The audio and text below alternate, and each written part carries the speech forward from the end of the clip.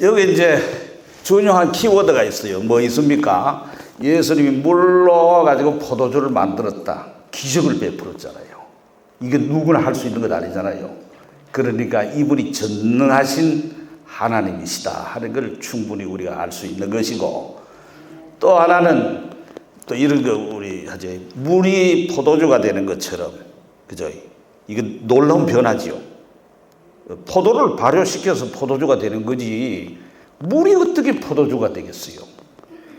또 포도주가 떨어졌잖아요.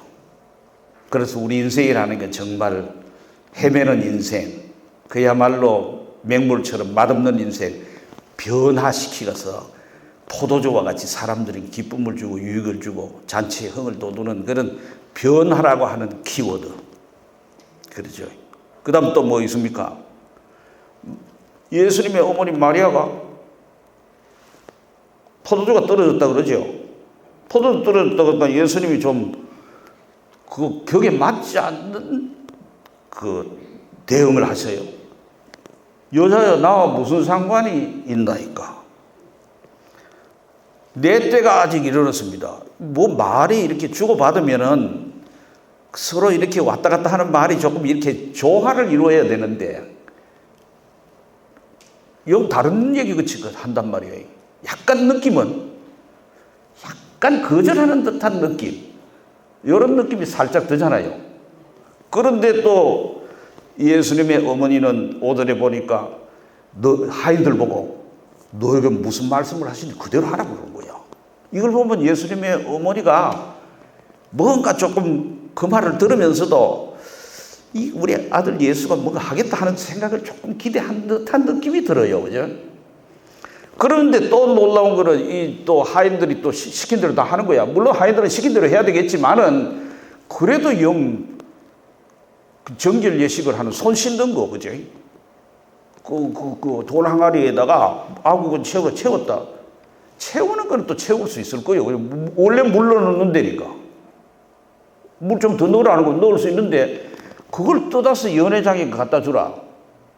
갖다 줄 일이 없어요. 왜? 이게 손 씻는 물이니까 연회장이 필요하면 와서 손 씻으면 될 일이지. 그럼 갖다 줄 거 없잖아요. 뭐 무슨 상전 대보니까 갖다 줄 거 아니잖아요. 그런데 그걸 갖다 주니까 그것도 또 마시는데 그 포도주였던가 봐. 그때는 벌써. 여러분 생각해보세요. 어느 시점에 물이 포도주가 됐는가? 생각해보면 좀 재밌어요. 그치? 하여튼 연회장이 더러운 물이든 깨끗한 물이든 물 마시려고 생각하지는 않았을 거예요. 그치? 마신 때가 포도주가 된 것 같은 느낌이 들어요. 어떻습니까? 그렇죠? 그거는 그 포도주가 이전에 내놨던 포도주하고는 영 다른 너무너무 맛있는 포도주여서 감탄하는 얘기가 거기 나오잖아요. 사람마다 먼저 좋은 포도주를 내고 취한 후에 술 취하고 나면 나중에 술집에도 그런다 하더라고요. 처음에는 좋은 술을 내놨다가 나중에 한 점 채면은 맛이 어디 간지 모르니까 그때는 좀 양주 좀 못한 것도 내놓고 돈은 더 받는다 하는 그런 예도 있다 하더라고요. 하여튼 뭐 취한 후에 낮은 것을 내거늘 그대는 지금까지 좋은 포도주를 두었도다. 너무너무 맛있는 포도주를 내놨다고 그런단 말이야.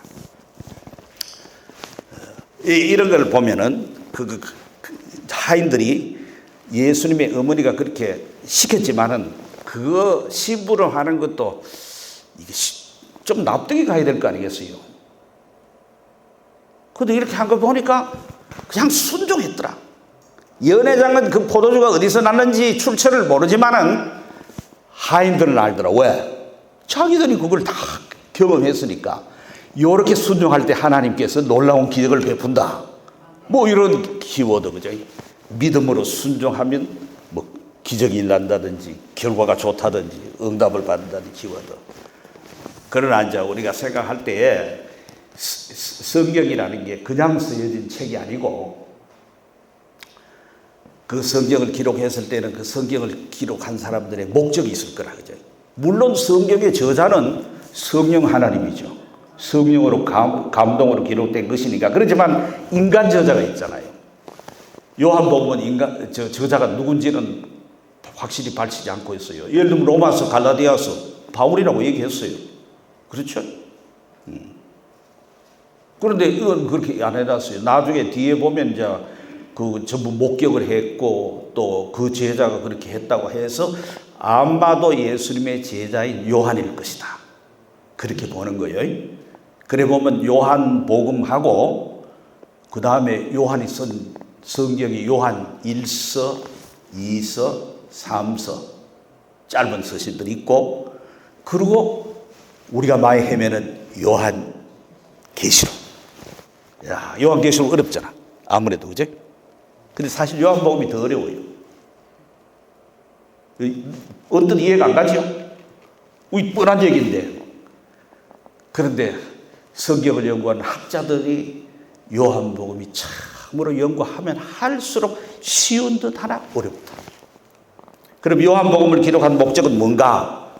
여러분 성경 다 가져왔고 수요일 저녁은 조금 자유롭게 주일 낮 끝잔 해가지고 또 여러분이 오신 분들이 다 수요일 저녁 정도 온다 그러면은 수준이 있다 없다? 있다. 왜? 주일 낮에 전도회가 교인 데리고 오지 수요일 날 잘 안 데리고 와요. 그죠? 그러니까 수준이 있다 생각하고 수준 높은 공부를 지금부터 시작하겠습니다. 20장 30절 31절 우리 한번 같이 읽어볼까요? 예수께서 제자들 앞에서 이 책에 기록되지 아니한 다른 표적도 많이 행하셨으나 오직 이것을 기록하면 너희로 예수께서 하나님의 아들 그리스도이심을 믿게 하려 함이요 또 너희로 믿고 그 이름을 힘입어 생명을 얻게 하려 함이니라. 아멘. 표적이란 말이에요. 이 책에 기록된 표적이 외에도 많이 행했어요. 때로는 과장법을 써가지고 성경 다른 데는 그 기적을 행한 걸 전부 기록해 놔둔다면 이 세상에 그 책을 놔둘 데가 없을 정도로 많다 그랬어요. 엄청 많다는 거죠. 과장법이에요. 그렇지만 많단 말이에요. 근데 그 중에서 몇 가지만 기록해 놨는데 요한복음을 연구하는 학자들이 목사님들이 여러분이 읽어보면은 또 여러분 가지고 있는 스터디 바이블 해설해 놓은 거 있죠. 거기 보면은 7가지 표적들이 있다. 이렇게 되어 있어요. 그런데 이 표적은 우리가 11절에 보면은 몇 번째 표적? 첫 표적이라고 해요. 첫 표적. 다른데 뭐 이번에는 3번째 표적이다. 이번에 4번째 표적 이렇게 안 써놨어요. 근데 이건 첫 표적이라고 그랬어요. 그럼 첫 표적이라고 했을 때는 의미가 분명히 있겠죠. 다른 것도 다 의미가 있겠지만 여기 특별히 더 의미가 있겠죠. 그렇게 생각해 볼 수 있습니다. 그런데 요한복음 왜 기록해 놨느냐? 성경 기록 목적을 여러 군데 써놨어요. 몇 군데. 책이라고 해서 다 기록 목적을 쓰지를 않았어요. 그렇지만은 어떤 책은 기록 목적을 얘기를 했어요. 그런데 여기 이제 요한복음 기록한 것은 목적을 분명히 했어요. 뭐냐? 이것을 기록하면 너희로 예수께서 하나님의 아들 그리스도이심을 믿게 하려고 한다. 예수님, 나사렛 예수, 그분이 하나님의 아들이시고 그분이 그리스도라는 것을 믿게 하려고 이걸 기록해 놨다는 거예요. 그거 왜 믿느냐? 왜 믿어야 되느냐? 그걸 믿으면 어떻게 해요? 생명을 얻는다 말이야. 영생을 얻는다. 생명을 얻는다. 구원받는다 이 말이야. 구원받는다. 그죠? 예수가 하나님의 아들이고 그리스도이심을 믿어야 되는데 그걸 믿도록 하기 위해서 요한복음을 다 기록을 해놨고 그거를 읽고 듣고 배우고 함부로 말미암아서 믿음이 생겨서 우리로 하여금 생명을 얻게 구원을 받게 여러분이 다 예수를 하나님의 아들로 그리스도로 믿어서 구원 얻은 줄 믿습니다. 그 외에 다른 길이 있어요? 없죠. 오늘날 종교다원주의라고 그래가지고 예수라는 건 하나님의 사랑의 이름이기 때문에 또 예수는 하나님을 계시하는 것인데 저 불교 나라에서는 부처로 또 조선 한국에서는 정도령으로 뭐 각기 다르게 계시한다 이렇게 생각하는 종교다원주의라고 하는 소위 어디로 가도 서울만 가면 된다 그렇게 생각하는 사람들이 있어요. 그러나 나는 길이요 진리요 생명이니 나로 말미암지 않은 구원을 만한 다른 이름을 주시지 않았다. 천하인간의 구원을 만한 다른 이름을 우리에게 주신 일이 없음이니라. 그래서 오직 예수 그리스도만 믿어야지 구원을 얻는다고 하는 어떻게 보면 독선적이고 어떻게 보면 외골수고 그렇지만 이것이 우리가 구원하는 진리인 줄 믿습니다. 이건 타협이 있을 수 없어요. 자, 그런 목적으로 기록을 했습니다. 또 우리가 이 요한복음 1장에 한번 가보십시다. 2장이니까 1장 45절에 보면은 빌립이라는 사람이 예수님 초기 제자입니다. 나다네일이라는 사람을 찾아가서 그렇게 얘기합니다. 1장 요한복음 1장 45절에 이렇게 얘기합니다. 빌립이 나다나엘을 찾아 이르되 모세가 율법에 기록하였고 여러 선지자가 기록한 그 일을 우리가 만났으니 요셉의 아들 나사렛 예수니라 그랬어요. 전도를 이래 했어요. 예? 빌립이라는 사람이 나다나엘을 찾아가서 전도하는데 우리 예배당 한번 가보자, 회당에 한번 가보자 하든지 예수 믿자 이래 안 했고, 오늘날은 우리가 그래 해도 돼요. 그러나 이제 이때 당시에는 아직 예수가 하나님의 아들인지 그리스도인지 몰라요. 그럴 때였어요.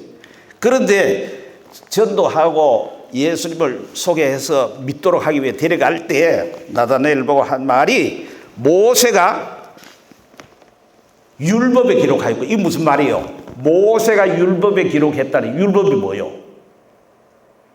모세가 기록한 율법이 뭐예요? 십계명? 맞지, 십계명도 맞아요. 창세기, 출애굽기, 레위기, 민수기, 신명기, 모세오경. 모세오경. 그러니까 여러분 창세기를 읽어도, 출애굽기를 읽어도, 레위기를 읽어도, 민수기를 읽어도, 신명기를 읽어도 이게 원래 한 책이에요. 이걸 읽어도 뭘? 그리스도를 기록해 놓은 거야. 근데 그 그리스도가 누군지 몰라. 예? 다만 그리스도에 대해서 써놨다는 거야. 그죠? 그 다음에 여러 선지자가 기록한 거의, 여러 선지자가 기록한 책을, 선지자들이 예언 활동을 했죠. 하나님으로부터 계시를 받아가지고 백성들에게 전했단 말이에요. 전했다고 해서 그걸 전부 기록한 건 아니에요. 사실 많은 선지자가 있었지만은 그 선지자들 가운데 몇 명만 성경을 기록했어요. 그래서 우리는 이게 말로 전하는 선지자를 구술, 말하는 선지자, 그 다음에 이제 기록한 선지자는 문서 선지자라고도 표현하기도 합니다. 아무튼 그렇습니다. 예. 그런데 여러 선지자가 기록한 책이 뭐냐? 그런 책이 있죠, 성경에. 어디 있습니까? 구약의 선지서, 예언서. 그게 뭡니까? 이사야, 예레미야, 에스겔, 다니엘, 호세아, 요엘, 아모스, 말라기, 하박국 뭐 이런 거죠. 소위 말하는 대선지서, 대예언서, 그 다음 소선지서, 소예언서. 그러나 여러분, 우리가 지금 신학교 갔어. 혹은 교회에서 배우는 구약 성경의 분류와 예수님이 분류하는 방법은 달라요. 그걸 이제 보통 예수님은 지금도 유대인들이 그 구약만 가지고 있으니까 타나크라고 그래요. 타나크라고 하는데 그건 뭐냐면 토라, 그 율법서, 그 다음에 선지서, 그 다음에 성문서, 거룩한 글들 이렇게 되어 있어요. 셋으로 구분해요. 우리는 여호수아, 사사기 이런 걸 갖다가 선지서라고 안 해요. 우리는 그걸 뭐라고 분류하냐면 역사서라고 분류해요. 역사서. 그런데 성경의 분류 방법, 예수님의 분류 방법은 그게 선지서예요. 유대인들이 성경을 분류할 때 그걸 선지서라고 그래요. 그걸 뭐라고 그러냐면 전선지서, 앞부분, 앞선지서란 말이에요. 그 다음 뒤에 그런 후선지서. 그러니까 모세가 율법에 기록했고 여러 선지자가 기록한 그분을 만났다는 것은 구약 성경에 이런 그리스도, 메시아가 온다, 이런 메시아를 보내서 우리를 구원한다고 하는 그걸 다 기록을 해놨는데 그거에 비춰서 내가 나사렛 예수를 만나보니까 이분이 바로 기록한 그분이더라. 41절에 보면은 갈로에 해놨어요. 메시아는 번역하면 그리스도라 해놨어요. 메시아란 말은 구약 성경이 주로 쓰여진 히브리어로 메시아하고, 그 당시 신약이 쓰여질 때, 요한복음 신약 아닙니까? 신약이 쓰여질 때는 고대 그리스, 그러니까 헬라 말로는 그리스도라. 같은 단어 뜻이에요. 그러면 메시아나 그리스도는 같은 거죠. 그러니까 메시아나 그리스도는 같은데, 그 메시아나 그리스도는 여러분 이미 잘 알다시피 기름 부음 받은 자. 누가 기름을 붓고, 옛날 왕에게 기름 부었어요? 사울 왕에게, 다윗 왕에게 기름을 부었어요? 기름 왜 붓습니까? 기름은 성령을 상징하니까 성령으로 그에게 다스리는 은사를 주어서, 통치할 수 있는 지도력을 주어서 하나님의 그 은사를 주어가지고 그 백성을 다스리게 하는 거예요. 또 선지자에게 기름을 부어요. 그걸 뭐예요? 성령이 임해서 예언하는 거예요. 또 제사장에게 기름을 붙여요. 그래서 제사장직에 임명하는 거예요. 그걸 오늘날도 그래서 안수하잖아요. 그죠? 안수해서 직분을 세우잖아요. 그게 다 그런 뜻이 속에 있죠. 그러니까 메시아, 곧 그리스도라는 것은 한두 사람이 아니고 제사장들이 다 메시아예요. 기름 부음 받았으니까. 선지자들이 다 메시아예요. 다 기름 부음 받았으니까. 왕들이 다 메시아예요. 다 기름 부음 받았으니까. 그런데 이제 앞으로 오실 분은 왕이요, 제사장이요, 선지자의 역할을 한꺼번에 다 하시는 분. 왕, 제사장, 선지자, 삼직이라 그러는데 이걸 다 하시면서 인류를 구원하실 분. 그게 메시아고 그리스도예요. 그렇기 때문에 메시아를 기다리고 있어요. 그리스도를 기다리고 있어요. 누군지 모를 뿐이에요. 그런 사람들이 많이 나타나요. 한국에 됐어요. 여러분, 신천지의 이만희, 그거 다른 말로 바꾸면 오늘 이 시대의 목자는, 오늘 이 시대의 그리스도요 메시아는 이만희라 이 말이에요. 통일교, 가정연합이라고 통일교, 문선명, 이제는 그 한학자 부인인데 문선명 돌아가셨으니까, 문선명이가 예수가 십자가에 죽은 것은 실패한 거다. 죽었으니까. 부활했는데도 그렇게 생각해요. 그래서 문선명이가 그걸 다 완성하시는 분이다. 문선명이가 그리스도다. 문선명이가 메시다. 이거예요. 그래서 이단이라 하는 거예요, 우리가. 우리는 뭐라? 예수가 그리스도다. 예수가 바로 메시아다. 이걸 믿는 거 아니겠어요? 자, 그걸 어떻게 하느냐? 바울이라는 사람이 처음에는 이렇게 돌아다니는 놈들은 전부, 예수 믿는 남녀들은 이건 다 이 사이비일 뿐만 아니라 이건 신성 모독자고. 왜? 유대인들은 하나님을 몇 분으로 믿어요? 한 분으로 믿잖아요. 신명기 6장 4절에 이하에 보면 쉐마 이스라엘, 그러니까 이스라엘아 들으라, 너희 하나님 여호와는 하나이시니. 한 분, 하나님은 한 분인데, 유일신인데 어떻게 예수라는 나사렛의 목수의 아들이 자기가 신이라고 그러느냐. 그리고 그를 추종하는 자들이 어떻게 그 예수가 신이라고, 하나님의 아들이면 신이죠. 아버지 하나님과 아들 예수 사이의 관계를 얘기할 때는 아버지다 아들이라고 얘기해요.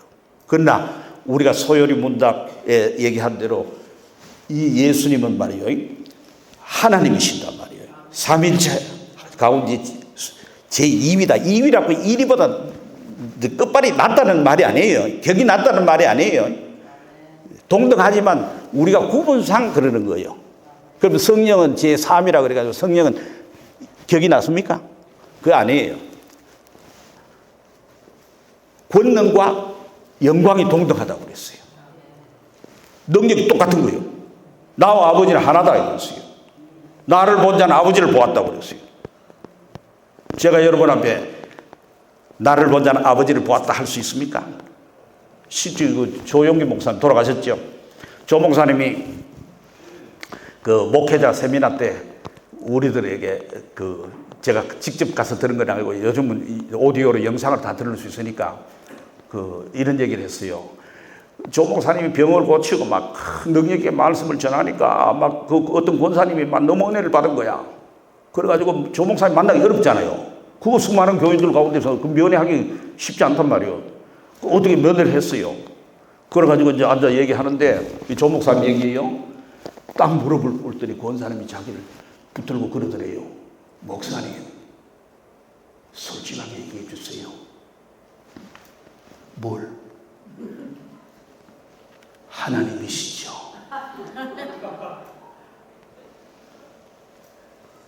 좋게 말해서 은혜를 너무 받았고, 그죠? 기적이라니까. 그랬어요.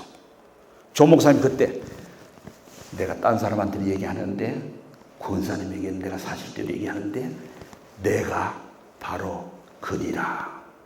이러면 어떻게 되겠어요? 권사님하고 떠들겠지. 니들 못 봤지? 나는 조 목사님이 메시아라는 그리스도라는 걸 내가 알아. 직접 들었어. 그럼 어떻게 되겠어요? 이도 아니지요. 정말 그랬지 않았어요? 아니다. 난 그저 하나님의 심부름꾼이다. 그런 분이란 말이야. 네? 그런데 이제 이 예수님이 하나님의 아들 그리스도다. 이걸 믿는데, 그걸 기록을 해가지고 우리로 하여금 믿어서 생명 얻게 한 책이고, 그렇기 때문에 여기 또 요한복음 2장이 첫 표적인데 여기는 그거 안 들어갔겠어요? 여기도 분명히 거기 들어가 있어. 우리가 못 볼 뿐이지. 여기도 서로이니까 빼놓고 뒤에 가가지고 어느 부분에 그래 써놨다. 어느 부분 다 써놨지. 그러나 요한복음 전부가 다 예수께서 하나님 아들 그리스도이심을 증거하고 그걸 믿어 구원 얻게 하는 거예요. 바울이 전도하러 다녔어요. 예수 안 믿는 사람이 예수 믿게 됐죠. 다메섹 도상에서 헷가닥 해가지고. 그래가지고 예수를 그리스도라고 막 증거하면 되나잖아요. 그죠? 회당에 다니면서, 회당에 가면 유대인들이 있으니까 일단 만날 수 있어. 그래 가가지고 유대인들은 이미 선지식이 있잖아요. 구약 성경을 가지고 있으니까. 구약 성경을 통해 가지고 메시아가 올 것을 기다리고 있는 사람들이 그 유대인들이니까 그 사람들이 가서 예수가 그리스도라고 증거를 하는 거야. 하면 그 사람들이 어떻게 했어요? 그 말이 과연 그러한가 싶어서 성경을 상고하니라고 그랬어요. 그죠? 베레아 교인들이 성경을 신사적이어서 성경을 자세히 살펴봤다고 했죠. 그때 살펴본 성경이 뭐요? 구약이다, 신약이다, 신구약이다. 세 개 답이에요. 답 안 해줄게요. 1번이죠. 구약이에요, 구약. 왜? 신약 성경은 없었어. 아직 안 썼어. 그건 구약이죠. 그러니까 보세요. 구약이 뭘 가르친다고요? 앞으로 오실 그리스도 메시아에 대해서 예언한 책이에요. 그 왜 그러냐면 창세기 3장 15절에 보면은 이거를 원복음이라고 그래요. 원복음. 최초의 복음이라고 그래요. 우린 복음은 신약에 다 나오죠. 마태복음, 마가복음, 누가복음, 요한복음, 복음 해가지고 그 제목부터가 거기서 나오지. 그런데 우리 신약성 갈라디아서 보면 아브라함이 복음을 들었다고 얘기했어요. 그런가 하면은 아담도 복음을 들었어요. 아담이 선악과 따먹었죠. 죄지었죠. 추방당했죠. 그렇죠? 그럴 때 하나님께서 뱀, 사단으로, 그렇죠? 창세기 3장 15절에 뭐라 그래요? 여자의 후손과 뱀과 여자 사이에 갈등이 있다고 그랬죠? 적대감이 있다고 그랬어요. 뱀의 후손과 여자의 후손들이 갈등이 있고 적대 관계에 들어간다고 그랬어요. 그러니까 여자의 후손은 뱀의 머리를 상하게 하고 뱀은 여자의 후손의 발꿈치를 상하게 한다고 그랬죠. 발꿈치 상하는 거는 그 나중에 이제 신약 성경으로 이렇게 비춰볼 때는 발꿈치를 상하는 건 치명적이진 않아요. 그러나 머리가 상하면 치명적이죠. 그렇죠. 그러니까 여자의 후손이 누구냐 하니까 그건 갈라디아 3장 16절이나 4장 4절에 비춰볼 때는 여자의 후손은 예수 그리스도를 가르친다 이래 되어 있어요. 그러니까 예수님이 뱀의 머리를 상했다. 예수님은 땅꾼입니까? 뱀 대가리 다 또 쫄아다닙니까? 그랬습니까? 뱀의 배 위에 누가 있어요? 사단이라고 그랬어요. 그 계시록의 12장이라든지 20장에 보면은 옛뱀이라고도 하고, 그죠? 사단이라고 하고, 그죠? 사단이 뱀을 통해서 우리에게 역사한 거예요. 옛날에 낙이 입을 통해서 선지자에게 말한 것처럼, 그죠? 그렇게 할 수 있다 이 말이에요. 하나님이, 그죠? 그랬단 말이에요. 그렇죠? 그리고 예수님이 십자가에 죽으심으로 말미암아서 뱀의 머리가 깨진 거예요. 네? 왜 그래요? 사단이 쓸 수 있는 무기가 뭐예요? 마귀가 쓸 수 있는 무기가. 마귀는 우리를 잡아 죽일 수 없어요. 마귀는 뭘 하냐면 아담 하와를 꼬여가지고 하나님 앞에 죄를 짓게 해가지고 하나님의 심판을 받아가지고 죄값은 사망이라 죽게 만드는 그 역할밖에 못해요. 유혹해가지고 죄 짓게 하는 거. 그게 지가 쓸 수 있는 카드예요. 그런데 죄값이 사망이니까 예수님이 죽음에서 부활해버렸잖아요. 그러면 여러분 서부 영화 하면 어떻게 해요? 서부 영화는 항상 악당들이 처음에는 막 설쳐요.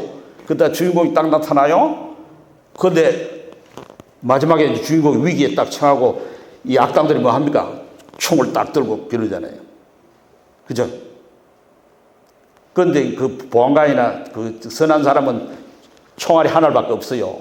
그럼 이제 이 사람이 먼저 딱 끝났으니까 총알이 있어도 권총이 있어도 못 쏘잖아요. 근데 딱 쏠려고 그러는데 어떻게 해요? 불발이야. 그럼 어떻게 해요? 그 다음에 지 죽었지 뭐. 그죠? 사단이 우리로 죄짓게 해서 죽게 만드는데 그 죄값으로 예수님이 십자가에서 죽으시고 살아나셨기 때문에 사단이 쓸 카드가 없어졌어요. 십자가로 도말하셨고 갈라디아서 2장 15절에 십자가로 승리하셨느냐 그랬어요. 십자가는 패배가 아니에요. 만약 부활 안 했으면 십자가는 패배여서 맞아 죽었으면 끝난 거지 뭐 진 거지 그게 어떻게 이긴 거예요. 부활했기 때문에 승리하셨단 말이에요. 응? 그러니까 뱀이 쓸 수 있는 사단이 쓸 수 있는 카드가 없어진 거야. 그러니까 애들도 와가지고 예수 이름으로 명하노니 나가 꺼져 그러면 어떻게 해요? 힘으로야 저게 세겠지만은 예수 이름으로 명한 나가는 거예요. 할렐루야. 승리한 거예요. 그죠? 자 여기 이제 포도주가 떨어졌다.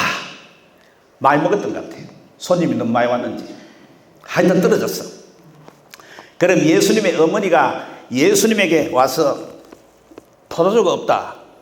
야 우리 예수님 제자들 초청받아 왔는데 야 그 잔치집에 포도주 없으면 안 되거든. 여기 전라도 사람들은 잔치하면 홍어 없으면 안 돼요. 홍어 없으면 잔치한 게 아니야. 그 집안은. 오죽했으면 김대중 대통령이 저 영국으로 가가지고 은퇴하고 홍어 그럼 먹고 싶으면 전라도 사람이니까 홍어를 공수를 했대요. 그 홍어 얼마나 또 냄새가 지독해요. 그 영국 사람들이 뭐라고 그랬대요. 그게 한국의 민주투사니까 그렇게 먹고 싶어서 그렇게 하니까 좀 이해해달라고 해야 그 사람들이 이해해줬대요. 그만큼 그런 거예요. 유대인들의 잔치에 포도주가 없다? 그러면 손님을 청해놓고 포도주 안 주면 그거는 무시하는 거예요. 무례한 거예요. 그래 이거 없으면 낭패란 말이야. 그러면 예수님의 어머니가 그렇게 얘기한 걸 보니까 그냥 와서 손님으로 가지고 할 것 같으면 지가 먹든지 안 먹든지 끝나고 가면 될 거 아니겠어요. 그죠? 또 예수님 보고 이거 포도 떨어졌으니까 더 먹을 거 없다 막 가자 이런 뜻은 아니죠. 뭔가 예수님이 기대는 했을 것 같아요. 그죠? 그 뒤에 정황으로 보면은 그런 걸 보면 예수님의 어머니가 그 잔치집하고 전혀 남은 아닌 어떤 관계가 아닐까 짐작을 해요. 아무튼 그 짐작이에요. 그러고 난 다음에 예수님이 그래요. 그러면 포도 떨어졌는데 너한테 왜 얘기합니까? 하는 투로 여자여 나와 무슨 상관이 있니? 얘기가 그랬어요. 그러면서 그 다음에 이상한 말이에요. 내 때가 아직 이르지 아니하였느니라. 내 때가 무슨 때요? 물로 포도 좀 만들 때요? 아니 이래서 곧바로 또 물로 포도주를 만들어 드는데 뭐 내 때가 조금만 기다리세요 하면 되지. 그죠? 그 여기에 깊은 뜻이 있다 이 말이에요. 천주교에서는 그렇게 해석해요. 이 봐라. 예수의 어머니가 예수에게 포도주 떨어졌다고 포도주 만들어 달라고 넌지시 얘기하니까 예수님이 나와 무슨 상관이 있냐 하면서 좀 거절 안 하더라. 그런데 거절을 하는 것 같지만 실상은 물로 포도주 만들어져 가지고 이 어머니 부탁 다 들어줬잖아. 우리가 부탁해가 잘 안 될 것도 예수님 어머니 마리아에게 부탁하면 잘 들어준다. 중보 능력이 있다고 이게 생각하는 거예요. 그래서 마리아를 그렇게 높이는 거예요. 그런 거 하면 천주교에서는 마리아를 예수님이 하나님이니까 마리아가 예수님의 어머니니까 하나님의 어머니라고 이름을 붙이는 거야. 마치 요즘 하나님의 교회가 남자 하나님이 있고 여자 하나님이 있어가지고 안상홍은 남자 하나님이고 장길자는 여자 하나님이라 하는 식으로 그런 엉터리 같은 걸 만들어가지고 얘기하는 거예요. 여기 예수님께서 왜 이런 말을 하셨을까? 설명이 없어요. 성경 자체가 설명 안 해요. 그러나 학자들이 짐작을 해요. 왜 이런 말씀을 했을까 하고 나중에는 쭉 보니까 이렇게 생각하는 거예요. 이게 뭐 받아들여도 좋고 안 받아들여도 또 왜 여자애란 말을 했느냐? 그런 것도 있어요. 어머니 욕해도 될 텐데. 응? 여자요. 좀 이상하잖아. 자기 어머니 뭐 여자요. 좀 이상한 이건데. 그래 학자들이 나중에도 보니까 그 십자가에 달려 돌아가실 때도 요한 보고 그 어머니를 부탁할 때도 그런 말을 썼어요. 다른 데도 그런 말이 있어요. 근데 그렇게 나쁜 말이 아니고 무례한 말은 아니다 하는 것이 문맥상 드러나요. 그런데 이건 아마 제3자적인 정도로 하는 말이에요. 당신하고 나하고 이거 지금 무슨 관여할 일입니까? 내 때가 아직 안 이르렀습니다. 내 때가 안 이르렀는데 뭘 이걸 이런 뜻이 있어요? 그런데 그런데 그 어머니가 하인들에게 그러는 거예요. 너희에게 무슨 말씀을 하시는데 그대로 하라 이래놓고 하인들을 해놓고는 예수님 어머니가 그 자리를 떴지 않아 이런 생각됩니다. 그런데 거기에 유대인의 정결 예식을 따라서 두세 통 드는 돌 항아리 여럿이 놓였다 그랬어요. 예수께서 하인들에게 그랬어요. 항아리 물을 채우라. 그러니까 아기까지 채웠어요. 아기 가득 채웠다는 거예요. 가득 채웠다는 말에서 이렇게 생각해 볼 수 있을 거예요. 가득 채웠기 때문에 포도주라는 게 그렇잖아요. 포도주라는 게 원액이 있어요. 원액에다가 그걸 그냥 마시면 독주가 돼요. 그죠? 독하니까. 거기에 물을 부어요.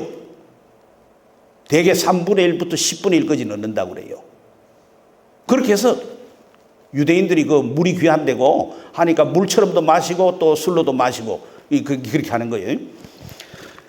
그러고 난 다음에 채우니까 그걸 뜯어서 연회장에 가다. 연회장은 그 잔치를 주관하는 사람이에요. 말하자면 그런 사람이에요. 책임을 지고 있는 사람이요. 그거 갖다 주라는 거예요. 그래 연회장이 물로 된 그 포도주를 맛보고는 잘 몰랐으니까 사람마다 좋은 포도주를 먼저 내고 나중에 취하고 나면 좀 질 낮은 걸 내는데 어떻게 이렇게 좋은 걸 남겨놓느냐 하고 극찬하는 장면이 여기는 감탄하는 장면이 나온단 말이에요. 그러면서 예수께서 이 첫 표적을 갈릴리 가나에서 행하여서 그의 영광을 나타내시니라.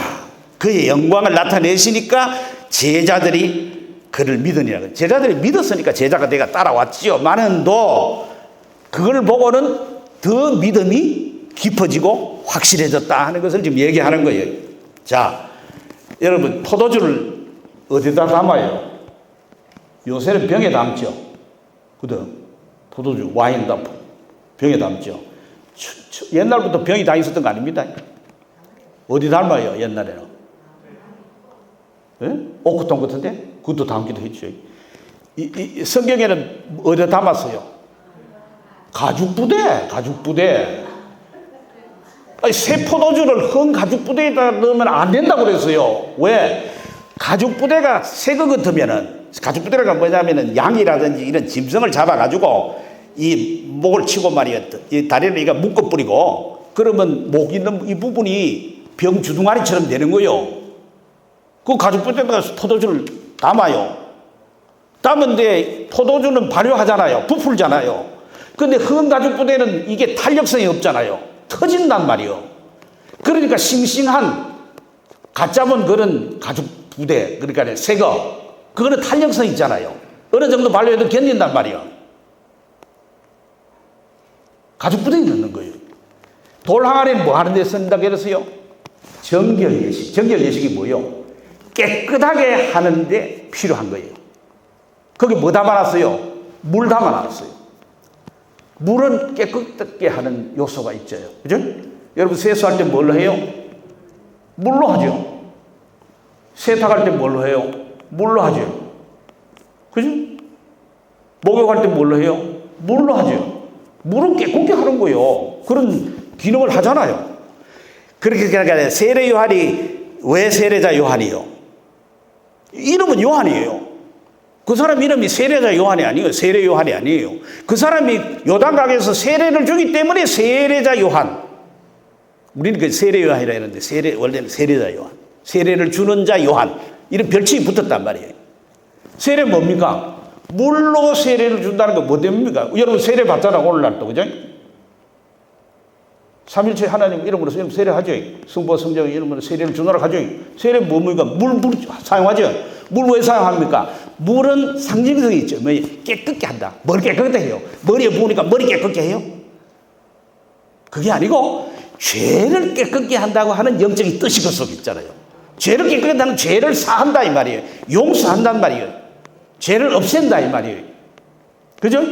정결 예식은 뭐냐면 마가복음 7장 1절에서부터 4절까지 또 나오고 구약에도 나오는데 이런 거예요. 유대인들은 바깥에 와서 어디가 시체를 만졌다 부정해서 성전에도 못 가요. 하나님께 못 나간단 말이에요.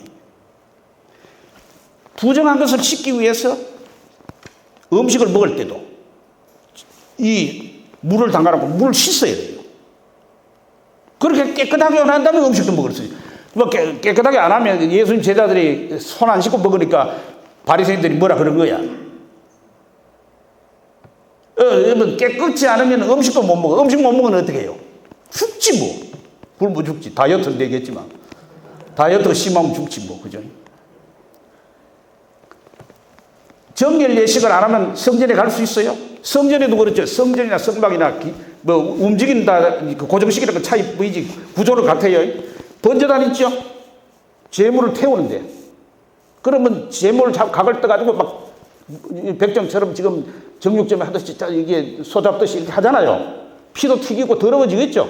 그럼 뭐 그 다음번에 물두멍이 있어요. 물두멍. 물통이 있단 말이에요. 큰 물통. 그거 씻어야 돼요. 깨끗게 씻어야 돼요. 그러고 난 다음에 성소 지성소라고 하는 하나님의 절에 들어간단 말이에요.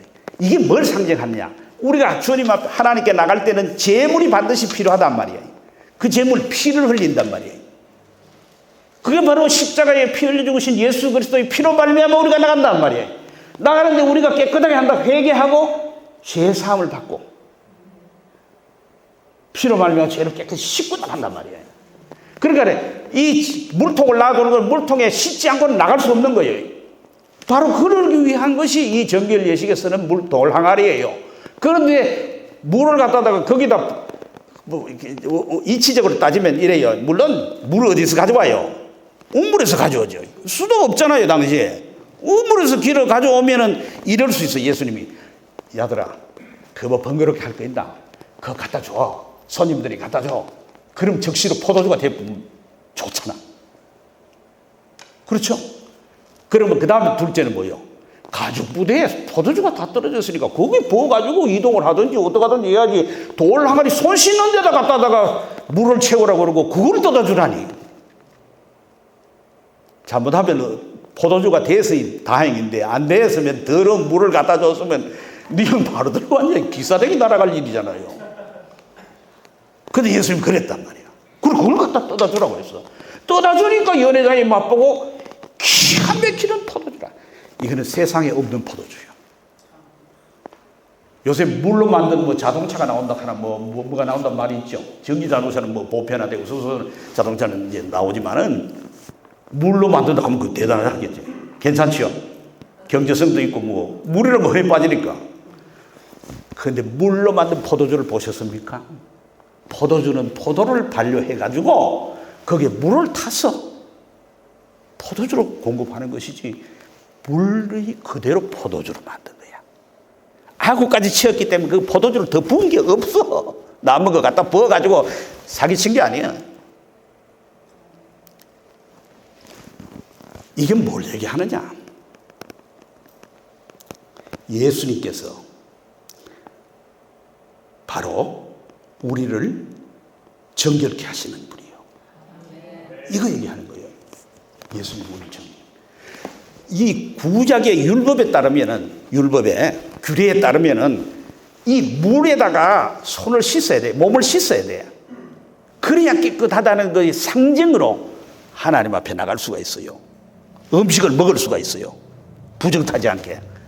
그런데 이제는 예수님이 오셔서 그걸로 가지고 되는 게 아니고, 그거는 우리가 신약성경 시간 관계상 다 읽지는 않습니다만은 히브리서 9장 10절에 이런 것은 먹고 마시는 거 여러 가지 씻는 것과 함께 육체의 예법일 뿐이며 개혁할 때까지 맡겨둔 것이냐. 히브리서 10장 1절에 율법은 장차 오는 좋은 일의 그림자라고 그랬어요. 그림자가 있고 그 다음 뭐 있어요? 그 그림자를 가르치는 실체가 있다 이 말이에요. 저기 구석에 모퉁이에 그림자가 딱 보여. 그러면 어떡하겠어요? 뒤에 가로등에서 그림자가 보이면 곧바로 그 뒤에 뭐가 보여요? 그래서 어떤 사람이 있는 거예요. 그림자가 길면 키가 큰 사람이고 그림자가 조금만 하면 아이구나. 실체가 있는 거예요. 그러니까 정결 예식을 행하는 이 돌 항아리 이걸 통해서는 우리가 하나님 앞에 깨끗게 되려고 하면은 물로 씻어야 깨끗게 돼서 나갈 수 있다는 것을 그림자로 보여주고, 그 실체는 물로 가지고 계속 씻으면 오늘날도 하나님께 나갈 수 있다. 그럼 여러분이 이거 전부 수도라든지 이거 수조를 하나 마련해 가지고 손 씻고 다 돌아야지 하나님께 나갈 수 있는 걸 가르치는, 그게 아니고 예수님의 피로 말미암아서 우리가 씻음을 받고 죄사함을 받고 거룩함을 입고 정결함을 입어 하나님 앞에 나간다. 이거 가르쳐 주는 거예요. 예수님의 십자가에 피 흘리심을 대야 된다. 이게 그래서 오늘 여기 나오는 내 때라고 하는 4절 아직 이르지 않았다는 그 때가 뭔가, 그걸 여러분 성경에서 좀 찾아보기를 원합니다. 요한복음 찾은 거니까 찾아보십시다. 8장 20절.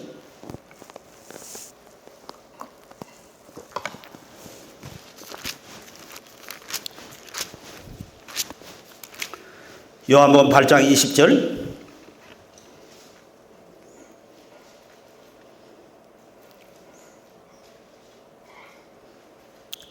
이 말씀은 성전에서 가실 때 헌금 앞에서 했으니 잡는 사람이 없으니, 왜 잡으려고 그래요? 예수님 잡아가지고 처형해야 되니까. 이는 그의 때가 아직 이르지 않는다. 무슨 때? 잡혀 죽을 때가 아니기 때문에 그렇단 말이에요. 12장 27절. 12장.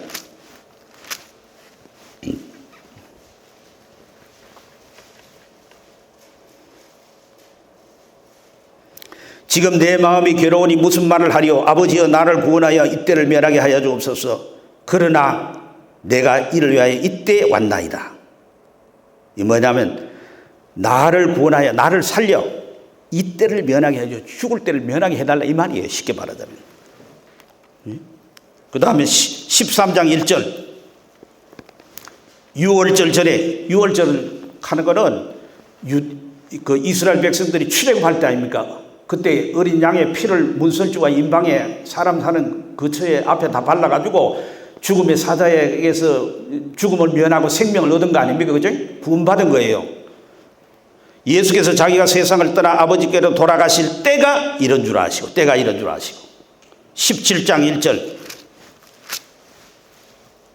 17장은 뭐냐면은 13장부터 17장은 다락방 강화라 그래요. 예수님이 십자가에 죽기 전날에 제자들의 발을 씻기면서 하신 말씀이에요. 그 하루 전에 한 말씀들이에요.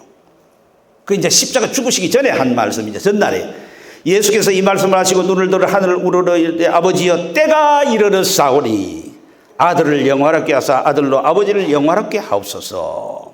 때가 이르렀다. 무슨 때요? 내가 이제 아버지 뜻을 따라서 십자가의 죽으심으로 말미암아 이들 모든 죄인들의 죄 문제를 해결하고 하나님 뜻을 이루어 구원을 이룰 때가 이르렀다는 거예요. 그러니까 그때는 그냥 내가 기적을 행할 때라든지 내가 뭘 할 어떤 때라든지 이런 말을 하는 게 아니고 예수님이 하나님의 뜻을 따라 이 세상에 오셔서 십자가의 죽으심으로 말미암아서 우리의 모든 더러운 죄를 깨끗하게 한 그때 십자가에 죽을 때가 이르렀단 말이에요. 이것이 하나님이 예수를 이 세상에 보낸 목적이에요. 그래서 예수님은 이 세상에 인간의 몸을 입고 오셔서 십자가에 죽으시고 부활하심으로 말미암아서 우리의 구원자가 되시고 우리 구원을 이루신 것을 여러분 믿으시길 바랍니다. 그러니까 이 첫 표적인 말이에요. 그냥 물로 포도주를 만드는 기적을 이뤘다 하는 정도의 의미가 있는 게 아니에요. 그래서 이걸 표적이라고 하는 거예요. 표적이란 말은 영어로는 사인이라고 해요. 사인. 사인이 뭡니까? 제가 듣기로는 우리 요즘은 많이 없어졌는데 이발소가 있어요. 이발소는 표지가 뭐요? 거기에 뭘 해놨어요? 이게 안에 파랗고 빨갛고 해가지고 뭐 유리 같은 거 플라스틱 같은 거니까 빙빙빙 돌아가요. 그게 안 돌아가면 해요. 오늘 이발소 문 열지 않은 거예요. 근데 이게 빙빙 돌아간다. 그러면 오늘 문 열었구나. 가가 이발한단 말이에요. 이게 미국이나 영국도 같은 표지라고 그래요. 나 그 미국 가서나 영국 가서 그 본 적은 없어요. 이발소 찾아다니지 않았기 때문에 모르겠는데 아무튼 그게 뭐요? 그게 우리의 사인이에요.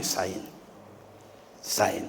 그러니까 물로 포도주를 만든 거는 이야 어떻게 물로 포도주를 그 대단한 분이네. 창조주의 능력도 나타내고 그분이 대단한 기적을 행하는 분이라는 것도 우리에게 보여주지만은 그렇게 놀래키는 데 목적이 있는 게 아니단 말이죠.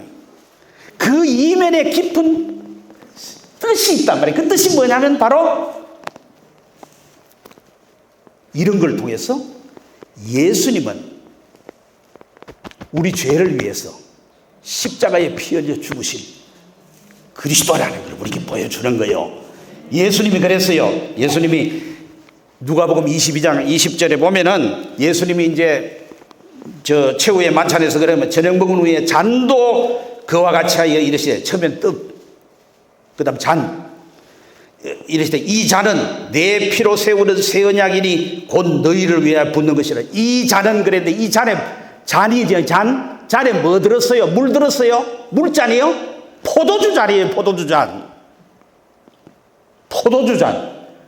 이거는 너희를 위하여 붓는 것이라 그랬어요. 너희를 위해 부어주는 거라. 너희에게 부어주는 거라. 너희가 그 피로 말미암아서 그 포도주로 말미암아서 상징하는 그걸로 말미암아 너희가 죄사함을 받게 하기 위해서 새 언약으로 너희에게 준 거라 이 말이요. 그렇기 때문에 우리가 성찬식 할 때 뭘로 해요? 떡 가수테라 편하게.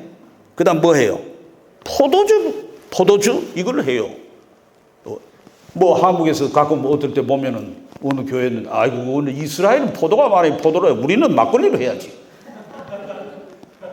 그건 떡으로 했다지만 그 떡으로 해. 영어 성경은 빵이에요. 우리가 빵이 없으니까 그냥 떡으로 번역한 거지 뭐야. 그 먹을 거지 그냥. 우리 지금 밥과 국이라고 생각해도 돼요.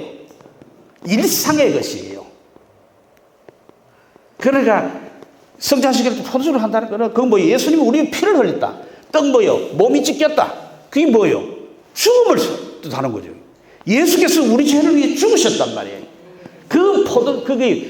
이게 일반 포도주가 아니에요. 물로 만들어는 우리가 제가 여러분을 위해 죽겠다 그래가지고 죽었다고 내가 피를 다 쏟아도 여러분 제가 하나도 사함받지 못해요. 그 피로는 안 돼요.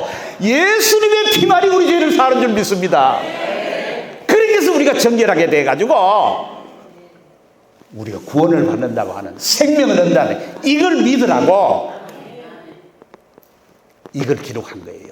우리를 놀래키게 해가 예수님 대단하다. 예수님께 가서 우리 부탁하면 안 될 것도 다 된대. 이런 걸 가르쳐. 여러분 기도하면 평생 해가지고 안 될 것 다 됩니까? 우리 이런 말이 있어요.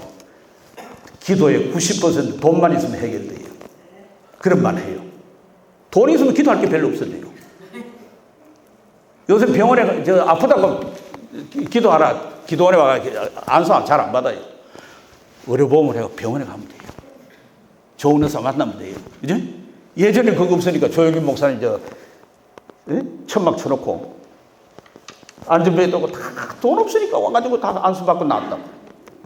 그죠? 예수님은 하나님의 아들 그리스도이십니다. 그래서 우리를 정결케 하고 깨끗게 하고 거룩하게 하고 죄사함을 주시기 위해서 포도주를 제공하듯이 자신의 몸을 우리를 위해서 십자가에 피 흘려 죽으심으로 우리의 구원의 은혜를 주신 그런 분이라는 것을 증거하기 위해서 이걸 기록해 놓은 거예요.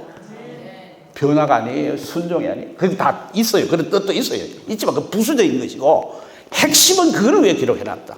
오늘 그 예수님을 여러분이 믿고 있단 말이에요. 포도주 잔치는 말이에요. 구약 성경에서 이래 나왔어요. 이사야 25장 6절에 이래 나왔어요. 만군의 여호와께서 연회를 베푸시는데 그 연회에 오래 저장하였던 포도주를 꺼내요. 포도주는 뭐예요? 기쁨이에요. 기쁨. 술이 있어야지 잔치에. 그지? 기쁨이에요. 그래서 하나님 나라는 기쁨이 특징이에요. 교회 와서 맨날 슬프면 안 돼요. 슬플 때가 있지, 죄 때문에. 그러니까 눈물 콧물 흘릴 때가 있지만은 궁극적으로 기쁨이에요. 그래서 로마서 14장 10절 하나님 나라를 이렇게 설명했어요. 하나님 나라를 먹고 마시는 거 아니고 오직 성령 안에 있는 의와 평강과 희락이라고. 희락 기쁨이란 말이에요. 기쁨. 예수 믿는 사람은 슬픔 가운데도 기쁨이 있어요. 고난 가운데 기쁨이. 우리 벌써 하나님 나라에 들어와서 예수 믿기 때문에 다 여러분 기쁨이 있는 거예요. 그 나라를 지금 살아가는 거예요. 여러분 복음서는 시작할 때 이렇게 되게 해요. 마태복음 3장에 회개하라 천국이고 천국이 가까워왔다 그랬어요. 천국이 문 앞에 왔단 말이야. 당도 했단 말이야. 천국이 지금 시작된다 이 말이에요. 왜? 천국의 왕이신 예수님 지금 왔으니까. 마가복음은 그렇게 얘기해요. 1장 15절 때가 찼고 하나님 나라가 가까이 와서는 회개하고 복음을 믿으라 그래요. 요한복음은 그게 없어요. 태초에 말씀이 계시니 말씀이 하나님이시다고 천지 만물이 그런 말이면 다 지음받았다 그러고 말씀이 육신에 우리 가운데 가시면 우리가 은혜를 받으니 은혜와 진리가 충만하더라고. 이런 식으로 나가요. 이걸 통해 뭐예요? 예수는 바로 이 물로 포도주를 만드는 기적을 통해서 이 말로 일을 하는 게 아니고 행동을 통해 가지고 요한복음의 서론적인 것을 선포하는 거예요. 뭐요? 예수는 바로 우리 이제 물로 포도주를 만드심으로 말미암아서 천국을 우리에게 가져왔어. 천국의 잔치의 주인공으로서 오신 분이다. 그리 그분을 믿어서 이 기쁨을 누리면서 행복하게 살아라. 이 동포들아 이 얘기예요. 자, 오늘 여기까지 합시다. 너무 시간이 많이 갔기 때문에 많이 가도 한 10분 좀 지나갔는데, 자, 우리 주신 말씀 생각하면서 이 구원의 은혜를 받은 게 얼마나 큰 축복이에요, 그지? 이게 너무너무 놀라운 축복. 이게 다른 거하고 바꿀 수 없는 거예요. 그래서 이 구원의 복을 우리만 받아서 안 된다. 우리의 자녀들이 다 받아야 된다. 자녀만 하고 눈에 보이지 않는 자녀, 이제는 손주들도 없고 끊어지고 할 날이 됐지만은 안 나가니까. 그렇지만은 자자손손 받아야 되겠다. 우리 민족이 받아야 되겠다. 우리의 이웃이 받아야 되겠다. 이 복음을 우리에게 주셔서 감사합니다. 그리고 이 복음을 우리에게 증거하게 하옵소서. 우리 다 같이 한번 주여 부르고 통성을 주여 한번 부르고 통성을 기도하겠습니다.